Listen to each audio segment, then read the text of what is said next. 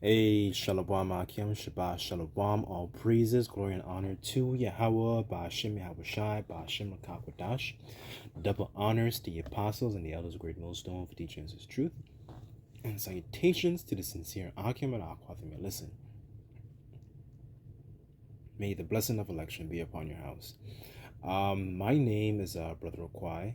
I'm back in here with another quick and Lord's will, as always, an edifying lesson. And for today's lesson, I kind of just wanted to talk a little bit about roots of bitterness, and essentially, continuing to produce fruits that are essentially beneficial, right? So that's kind of the title, for today's lesson. Pretty much, there was a situation personally for myself that I had gone through, and essentially what had happened was, I started to slack off essentially in particular areas, and one of those areas, for example, was punctuality, right, at work, right? So, you know, to put a long story short, you know, we know that there are things that we will go through, right? Fiery trials, but in the midst of those fiery trials, or I guess I can say, I guess after the fiery trial, you don't want to have roots of bitterness kind of like spring up, right? And that was a mistake I made, and realizing it compromised the way that I conducted myself, right? So essentially, just reflecting on it, and my mistake was slacking off on my punctuality, right? So that's something you don't want to essentially do. You don't want to slack off in that particular area where it affects other like portions of your life, or the way you might interact with people, and so on and so forth, right? So that's pretty much the premise for the lesson. So I kind of just wanted to bring in a couple of scriptures in regards to bitterness, and essentially continuing to produce fruits of the spirit, right, rather than fruits of the flesh. um Let me start off with Hebrews. So this is the book of Hebrews chapter 12. um and Lord's will is always, this lesson may be edifying, right? So this is Hebrews chapter 12,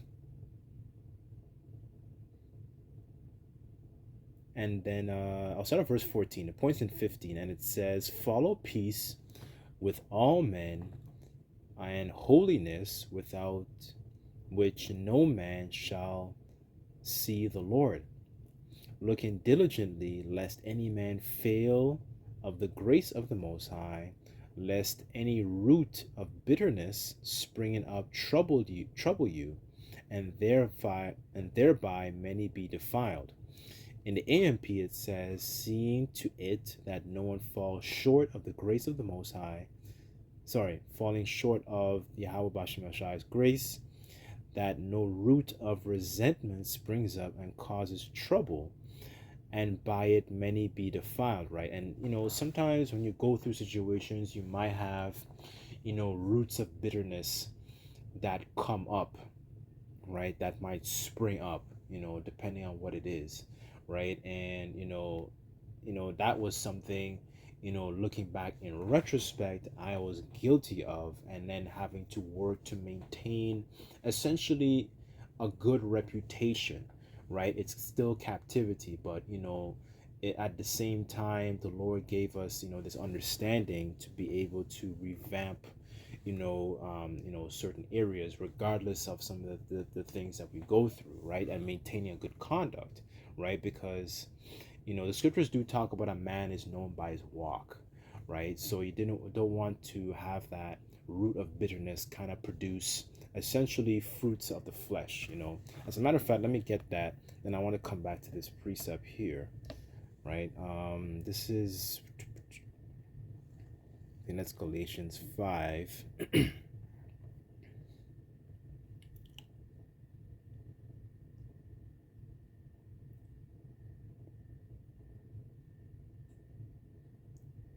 This is Galatians 5, verse. Let's see, where should I start? Start at verse 19, and it says, "Now the works of the flesh are manifest, which are these: adultery, fornication, uncleanness, lasciviousness, idolatry, witchcraft, hatred, variance, emulations, wrath, and strife, seditions, heresies, envyings, murders, drunkenness, revelings, such are alike, of which I tell you before, as I have also told you in time past, that they which do such things shall not inherit the kingdom of the Most High." Right? So, all these different things are fruits that are unprofitable, right? And sometimes, we get those sentiments when we're in a situation and you feel that sentiment of bitterness, anger, right? There's nothing wrong with being angry, but you don't want to be angry to the point where, like the scriptures say, be angry and sin not, right? You don't want to, just want to be mindful of those things.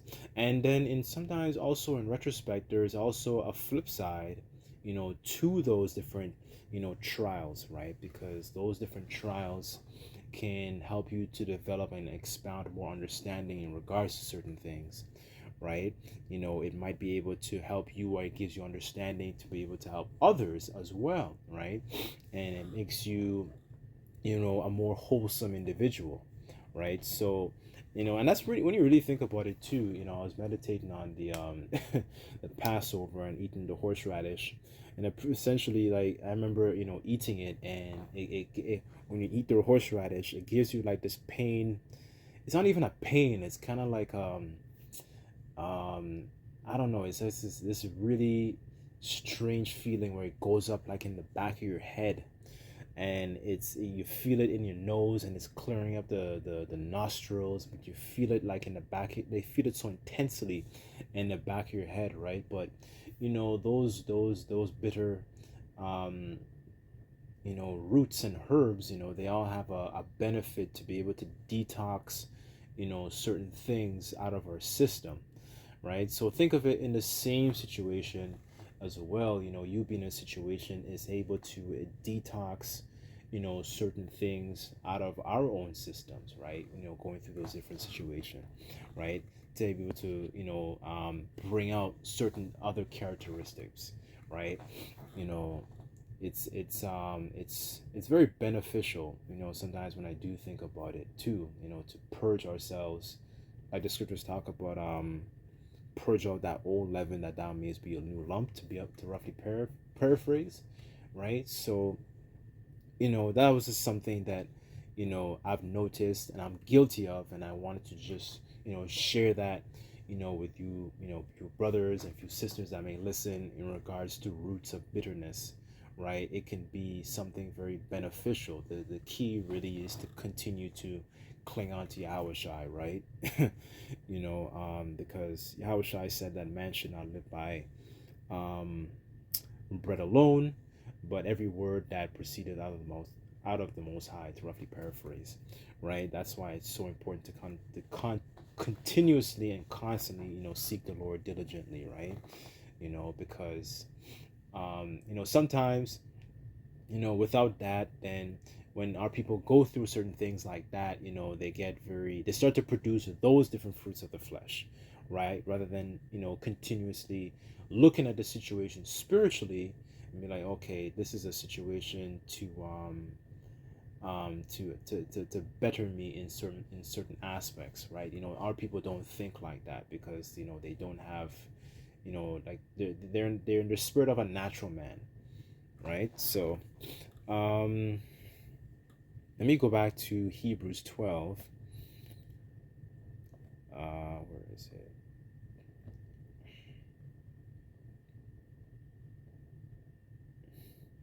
And I wanted to get that word bitterness. So the word here is pikria.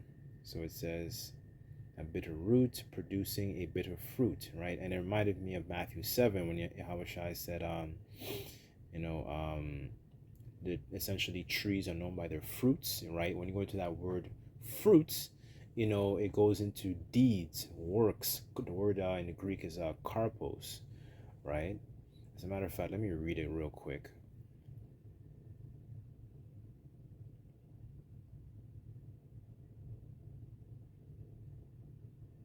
All right, so it says Matthew 7, verse 17, and it says, Yahawashi speaking, and so every good tree bringeth forth good fruit, but a corrupt tree bringeth forth evil fruit, and a good tree cannot bring forth evil fruit, neither can a corrupt tree bring forth good fruit, right? So, that word fruit, the word here is karpos, like I mentioned earlier, right? So it says work to act deeds, right? So you don't want to produce, you don't want to go through a situation, right? Experience that situation of a trial, and it produces, evil fruits, anger, strife, right? You want to make sure that you constantly produce good fruits, you know, um, whatever that might be, right? So that's really the objective here. And because that's sometimes, that bitterness can be, it can consume you, right, to the point where you can be rude, you can have a lot of anger, red pill rage, like these guys in the manosphere guys like to say. You don't want to be, you're not sociable, you're not peaceable, you're not well mannered, and so on and so forth, right? And it takes time. It takes time to to uh, uh, uh, uh, to essentially get over those things, but let it as just like if you had horseradish before, right, eventually that sentiment, that burning sensation, eventually it subsides, right? That's really the point I'm trying to get here, right? There's an end to it. That's the point I'm really trying to hit. So I kind of just wanted to grab a quick account and just kind of like tie this whole lesson all together. So this is the book of Genesis. Or start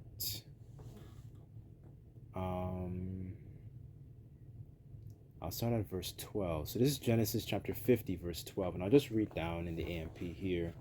And it says, so Jacob's sons did for him as he commanded them, for his sons carried him in the land of Canaan and buried him in a cave in the field of Machpelah, east of Mamre, which Abraham brought along with the field as the burial site from Ephron the Hittite. And it says, after he had buried his father, Joseph returned to Egypt, and he and his brothers and all who had gone up with him. So when Joseph's brothers saw that his father was dead, and they said, what if Joseph carries a grudge against us and pays us back in full for all the wrong which we did to him?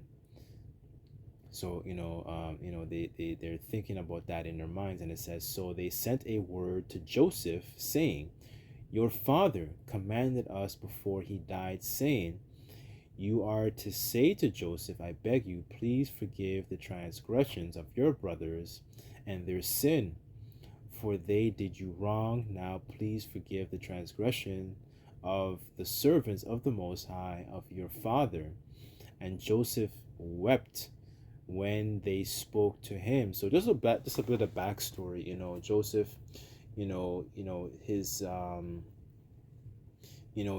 he had this this talent, right?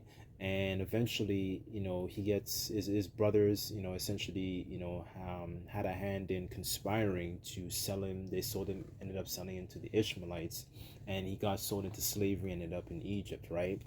And pretty much Jacob thought that his son was dead, right? And eventually Joseph gets put into a prominent position, right? So realizing, even after going through all that with his brothers, I believe it was Reuben, and I forget which the other son's name was, but either way,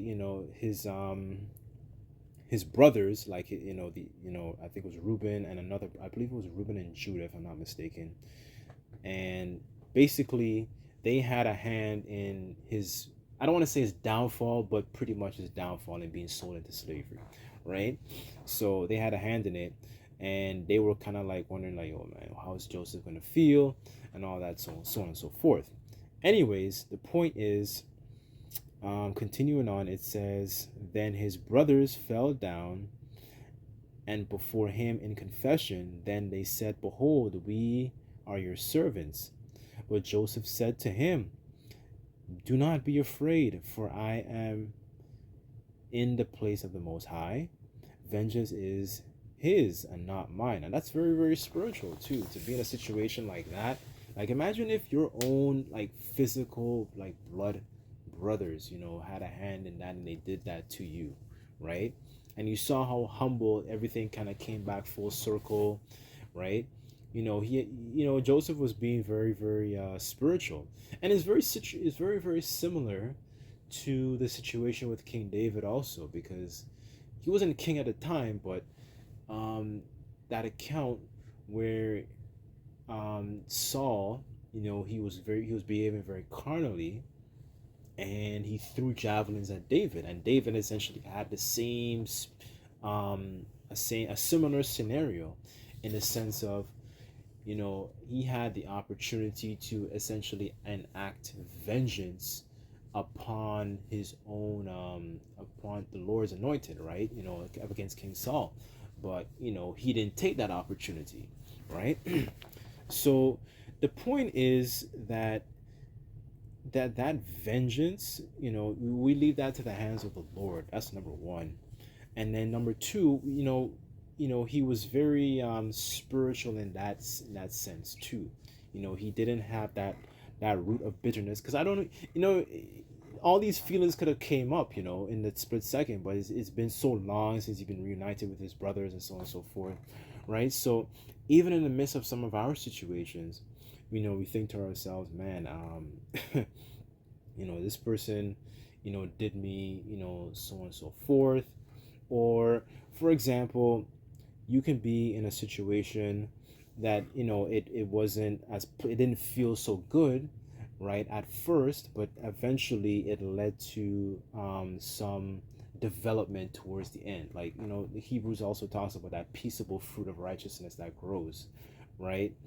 You have to roughly paraphrase. So I'll just read these last two verses here, and it says, as for you, you meant evil against me, but the Most High meant it for good, in order to bring about this present outcome, that many people would be kept alive as they are this day, right? So he understood that, okay, his brothers probably were doing this and had an evil intent, but it was all in the hands of the Lord, right? To actually, to be hit, for him to be put in a I guess, a good position, so on and so forth, right? Verse 21. So he says, so now do not be afraid. I will provide for you and support you and your little ones. And he comforted them, giving them encouragement and hope, and spoke with kindness to their hearts, right? So, that's the sentiment Joseph, had, right? And that's a hell of a situation when you really think about it. But a lot of these situations we go through, that bitterness, it's that's what bitterness is known for, right? It helps to bring out certain things, situations that are not as, I don't want to say unfavorable, it's not the best word to use, the situations that may not seem as pleasant, but it helps to bring out certain traits, right? Godly traits, right? So, and on top of that, also, if you really think about it as well, when you go through those situations, it helps us to cling to Yahawashi even more, right? Because even in that time, in the midst of his quote unquote tribulation, Joseph was in prison also, so he had a lot of time of self-reflection, right? So he had a period of time where he's by himself, right? So in those moments when those things are not going as great, you have that it's an opportunity to even cling on to the Lord, even more. So that's pretty much the lesson. I kind of just wanted to make a short lesson in regards to bitterness, right? And there is there's a benefit that comes out of it, right? And don't make the mistake I've made, and essentially kind of what's the word I'm looking for, slack off in a particular area, right? you know for me it was my punctuality suffered, right? So for me, just using myself as an example, maintaining good punctuality, right? Because we still shine as lights in the world at the end of the day. That's another thing too. Let me get that last one. Let me get that last precept. um your conduct and your name has a reputation, right? So this is where is that? I think that's Philippians.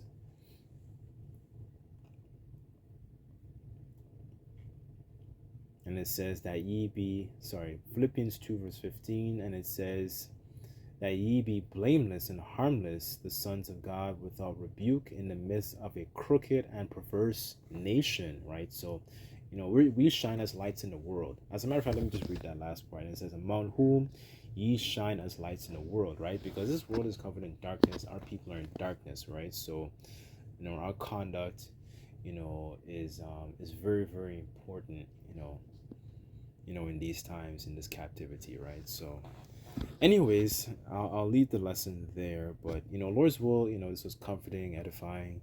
Hopefully you got something out of it. Salakia, sometimes I tend to ramble. But just like to give all praises, glory, and honor to Yahawashi. Until next time, I say shalom.